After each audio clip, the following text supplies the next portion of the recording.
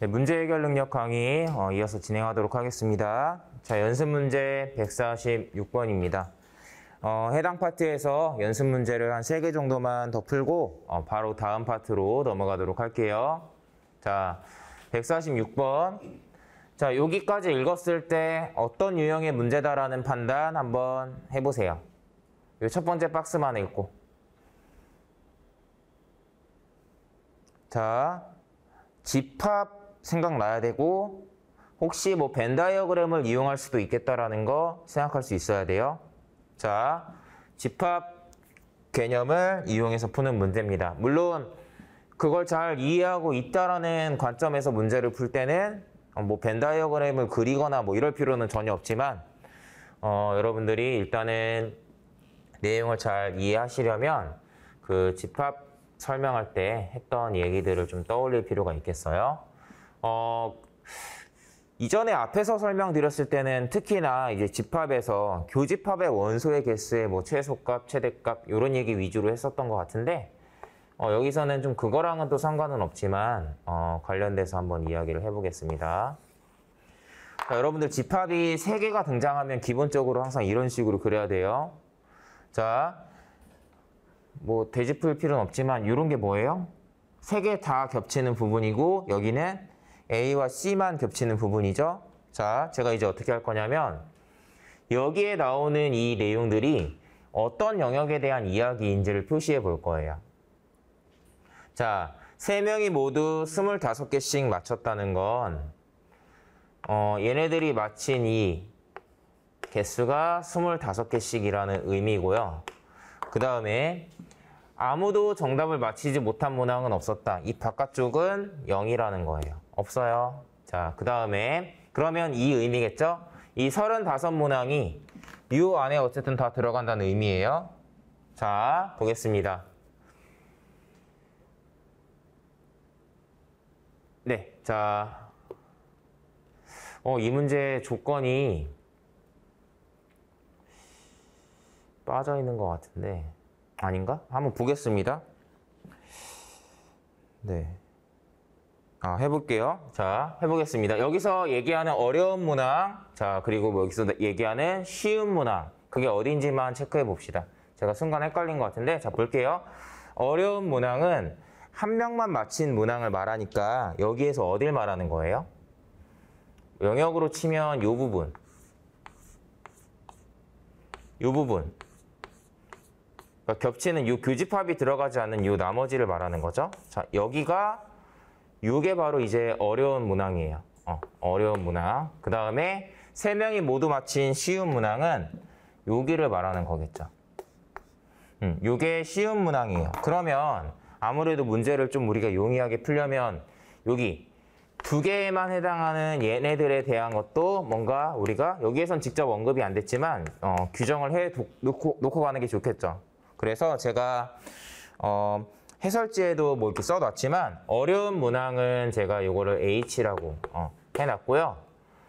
요 보통 문항 얘 같은 경우는 제가 이제 요걸 N이라고, 그 다음에 요 쉬운 문항을 E라고 이렇게 문자로 이렇게 바꿔봤어요. 자, 그러면 이제 이 문자를 이용해서 한번 보겠습니다. 풀이를 해보겠습니다. 자, 여러분들 그냥 요 문자들을 다 더하면 뭐가 나와요? 그냥 이 전체 영역을 말하는 거고 이 안에 35개가 다 들어가야 된다고 했으니까 이게 35겠죠.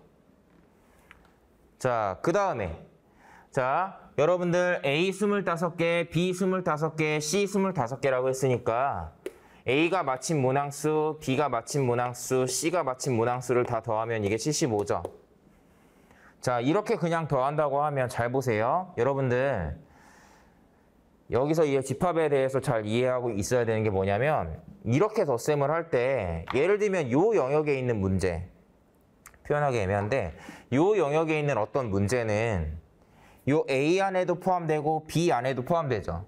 그러니까 이 노란색 영역에 있는 문제는 이런 식으로 개수를 쓸 때 2번 세워지는 거예요. 이해돼요?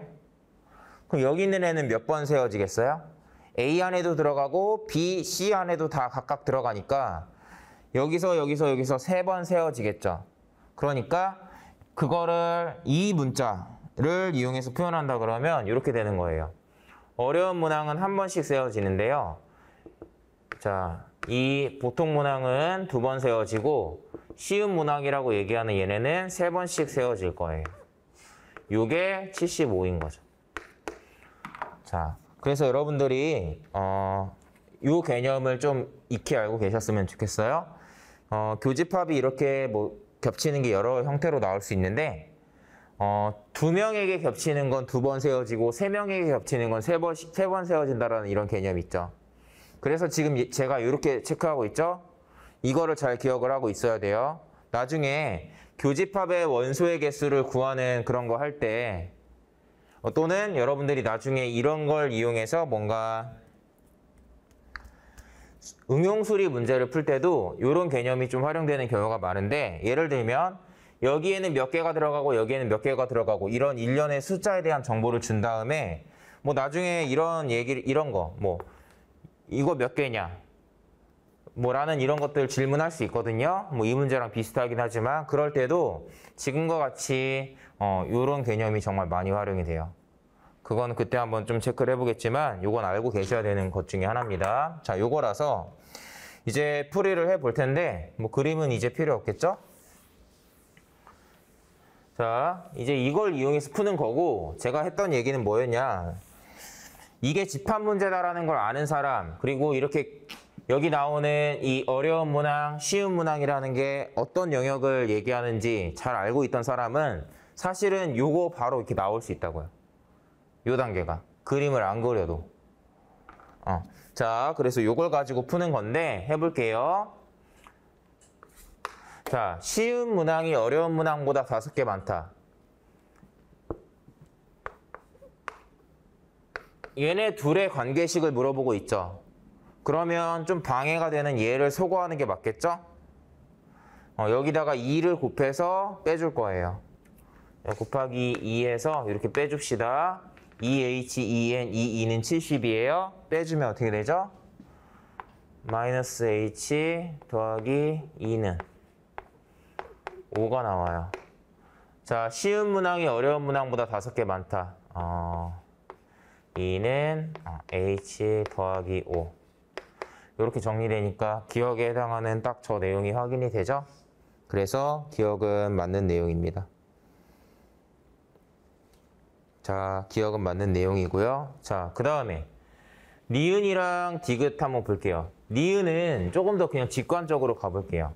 얘네들은 이런 관계식이거든요. 이해되죠? 자, 그러면 요거를 여기다가 대입을 해볼게요, 제가. 얘를 저 첫 번째 수식에다 대입을 할게요. 그럼 뭐가 돼요?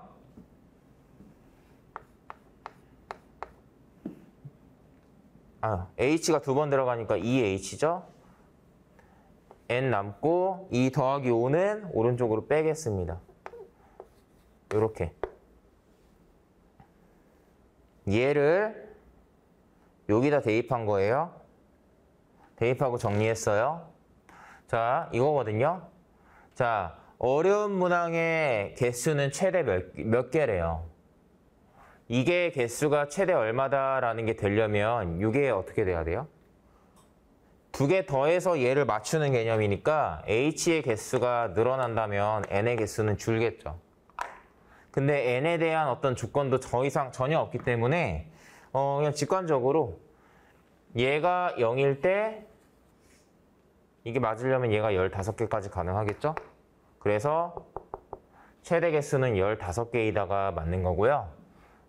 이제 디귿에서 말하는 것도 이게 최소 2개이다라는 뭔가 근거가 전혀 없어요. 아무런 조건이 없기 때문에. 우리가 알 수 있는 건 이 문제에서 알 수 있는 건 요거 2개밖에 없어서 최소 2개이다는 알 수 없습니다. 우리 이미 여기서 0개일 때가 가능하다는 거 이미 그렇게 체크하고 풀고 있잖아요. 그래서 니은이랑 디귿은 이런 쪽으로 좀 연관이 돼 있는 애였어요. 어쨌든 그래서 답은 1번이었는데 그냥 강조하고 싶은 건 이런 뭐 벤 다이어그램을 그려서 이해를 하거나 어쨌든 뭐 교집합의 원소의 개수를 이용해서 푸는 집합 개념을 이용해서 푸는 문제는 이런 식으로 나올 수 있고 종종 나오는 개념 중에 하나니까 여러분들이 좀 익숙해지셨으면 좋겠습니다. 자, 넘어갈게요. 네, 자, 그 다음에는 뭘 풀어볼 거냐? 네, 여러분들 교재에서 154로 가겠습니다. 136페이지에 154번입니다. 자, 얘는 마찬가지로 한번 어떤 유형인지 생각 한번 해봅시다.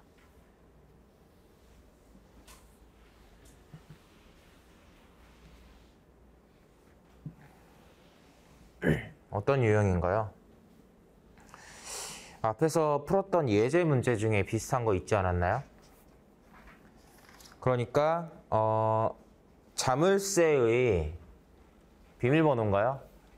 자물쇠에 어떤 비밀번호가 있는데 그 숫자들 간의 어떤 관계가 이렇게 나와 있는 문제예요. 사실 앞에서 풀었던 문제랑은 또 다른 차이가 있지만 어쨌든 뭔가 숫자들 간의 그런 관계, 더했을 때 얼마, 뺐을 때 얼마, 뭐 짝수, 홀수, 뭐 이런 정보들을 이용해서 그 숫자를 찾는 그런 유형입니다. 뭐 수리 퍼즐 문제라고 얘기했었고, 사실상 저는 뭐 수리 능력 문제라고 보는 게 더 맞다고 느끼지만 문제 해결 능력이나 수리 능력 가리지 않고 나오고 있습니다. 자, 보겠습니다. 자, 읽어볼게요. 자전거를 빌려 타기로 했어요. 친구의 자전거가 다이얼을 돌려 5자리의 비밀번호를 맞춰야 열리는 자물쇠로, 비밀번호가 5자리래요. 자, 그런 자물쇠로 잠겨 있고 다이얼은 0부터 그 중에 하나랍니다. 현재 표시된 숫자는 3, 6, 4, 4, 9예요. 그 다음에 비밀번호를 밑에다 써봅시다. 자, 이렇게 돼 있고 친구는 비밀번호에 대해 다음과 같은 힌트를 주었대요. 이거 또라이죠, 이거? 자, 보겠습니다. 비밀번호는 모두 다른 숫자예요. 중요한 정보죠. 모두 다른 숫자인데 잘 봐요. 모든 다른 숫자지만 지금 이거를 여기다가 뭔가 반영하기는 어렵죠. 그러니까 이런 것들 중요한 정보인 것 같은데 바로 내가 활용은 못해. 표시 잘 해놓고 넘어가야 돼요. 자, 넘어갑니다. 여러분들 이러지 않죠? 친구가 이렇게 얘기하면은.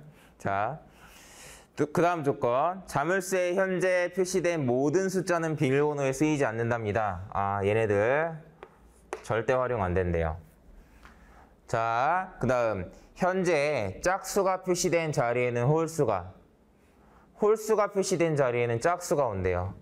그러면 이렇게 이해하면 되죠. 여기가 이제 짝수. 쓰기 귀찮은데 어떻게 쓸까요? 이렇게 할게요. 짝수는 2, 홀수는 1이라고 쓸게요. 숫자로 쓰면 오히려 여러분들이 헷갈릴까요? 이렇게 이해하면 되나요? 그쵸?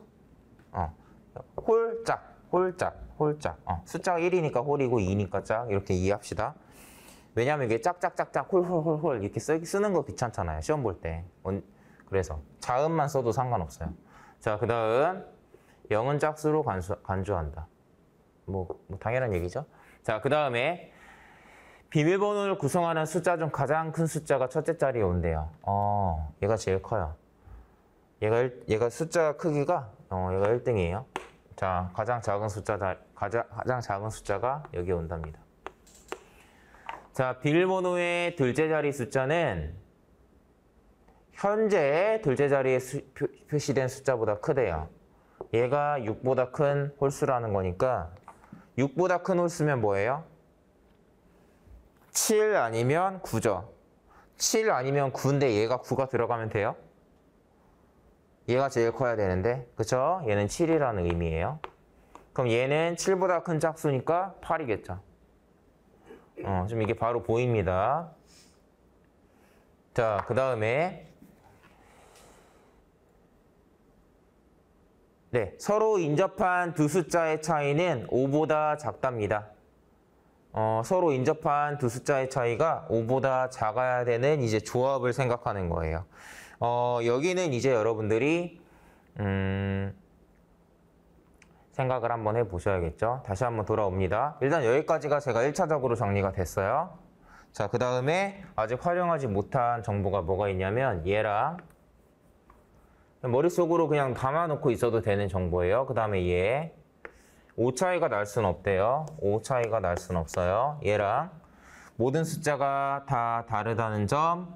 아, 그리고 여기도 뭐 이미 있었네. 한번 썼던 숫자를 쓸 수 없다라는 점. 그런 게 좀 중요한 힌트가 되겠죠? 그럼 경우의 수가 아마 몇 개 안 나올 것 같은데, 자, 그냥 봅시다.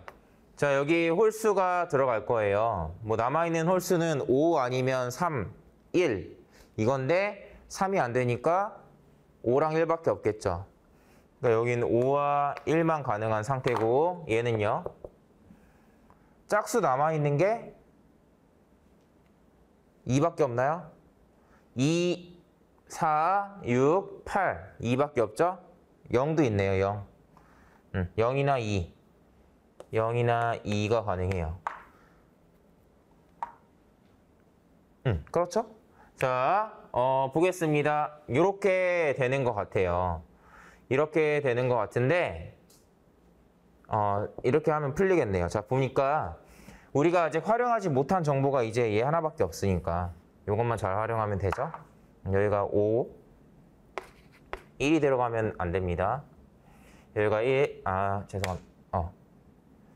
그쵸? 이렇게 들어가고, 그 다음에 얘는 뭔가 알 수 있는 도리가 있나? 없는 거 모르겠는데 있을 수도 있어요. 눈에 안 들어와요. 근데 지금 근데 애초에 둘째 자리랑 넷째 자리 숫자의 합을 물어보니까 정답은 나오죠.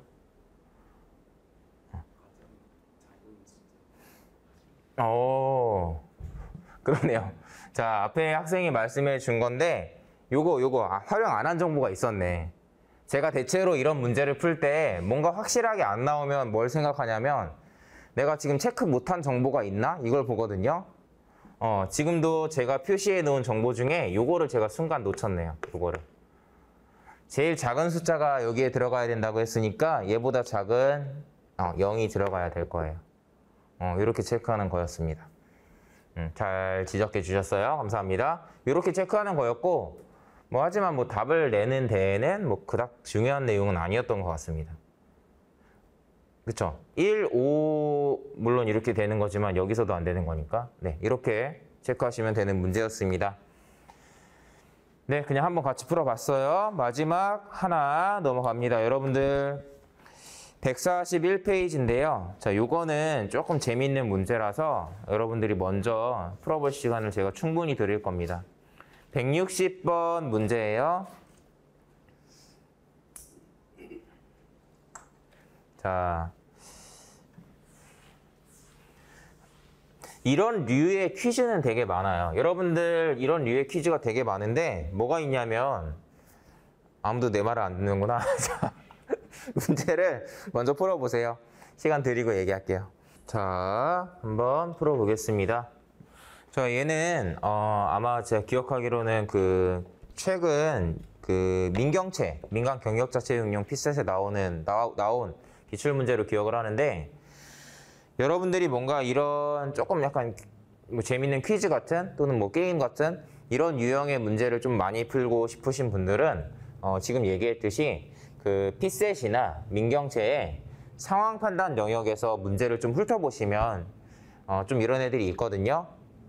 그래서 그런 부분 풀면서 연습하면 되는 유형인데, 정리하자면 이래요. 이거랑 똑같은 문제가 나오진 않을 거예요. 완벽하게 똑같은 문제가 나오진 않을 겁니다. 하지만 제가 이 문제를 봤을 때 얘랑 유사한 어떤 다른 문제를 떠올렸거든요. 그런 것처럼 똑같이는 안 나오더라도 뭔가 이 맥락 또는 여기에서 활용하는 뭔가 어떤 그런 것들, 그런 것들은 똑같이 다시 한번 이렇게 재활용이 될 수 있고 문제로서 이렇게 낼 수 있거든요. 그러니까 여러분들이 이런 문제를 풀 때도 물론 얘네가 같은 구조의 문제가 또 나올 가능성이 얼마나 되냐라고 하면 되게 낮을 거예요. 낮지만 어쨌든 한번 풀어봤냐 그렇지 않냐의 차이도 되게 크다고 했으니까 그냥 그런 의미로 한번 보시면 되고, 저는 어떤 유형의 문제가 떠올랐냐면 이런 무슨 퀴즈 같은 거 있었어요. 예를 들면은 이렇게 계단에 한 명씩 서 있어, 사람이. 한 명씩 서 있는데요. 이게 한 명씩. 저 원래 그림 되게 잘 그려요. 얘네들이 이렇게 모자를 이렇게 쓰고 있는 거예요, 모자를. 모자를 쓰고 앞만 보고 있어요. 앞만 보고 있는데 모자를 이렇게 쓰고 있는데 모자의 색깔이 뭐 검은색, 흰색 이런 식이야. 자기 앞만 볼 수 있어요. 그러니까 내가 무슨 모자를 썼는지 모르고 내 뒷사람이 무슨 모자를 썼는지 몰라. 앞사람의 모자 색깔만 볼 수 있는 거예요. 근데 예를 들면 조건이 이런 개가 들어가 있는 거죠. 얘네들 중에서 검정색 모자가 둘이고 흰색 모자가 둘이다라는 조건이 들어가 있고 여기 있는 애들이 모두 다 진행 상황을 논리적으로 판단한다라는 뭔가 이런 조건 하에서 중간에 막 멍청한 애가 껴있어가지고 난 모르겠는데 이러면은 망하는 거야. 뭐냐면 예를 들면 얘가 자, 요 세 번째 친구가 앞에 있는 친구들이 쓴 모자를 보고서 내가 무슨 모자를 썼는지 모르겠다. 자기 자신이 모자 색깔을 추론하는 거예요. 나는 몰라. 모르겠어 라고 하면 이 친구들이 어떻게 판단하겠어요? 이 세 번째 놈이 앞에 있는 두 명을 봤는데 자기 모자 색깔을 뭔가 확신을 못한다라는 건 무슨 뜻이에요? 얘네 둘이 만약에 둘 다 흰색이면 자기가 검은색인 걸 알 텐데 얘네 둘이 만약에 둘 다 검은색이면 자기가 무슨 색인지 알 텐데 모른다고 했으니까 아마도 흰색, 검은색이 하나씩 나온다는 걸 알 수 있죠. 그러면 이 두 번째 있는 친구는 앞에 있는 친구의 모자 색깔을 볼 수 있으니까 자기가 뭔지 알 수 있는 거예요.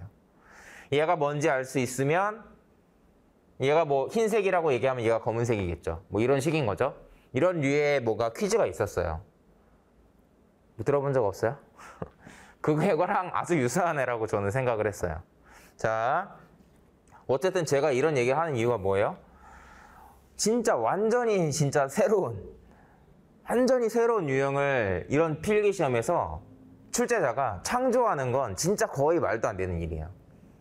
실제 시험에 나오는 문제들은 다 결국에는 재탕, 3탕, 4탕, 5탕 계속 썼던 문제를 조금씩 바꿔서 내는 것밖에 안 되기 때문에 여러분들이 그런 점을 기억을 해야 됩니다. 자, 보겠습니다.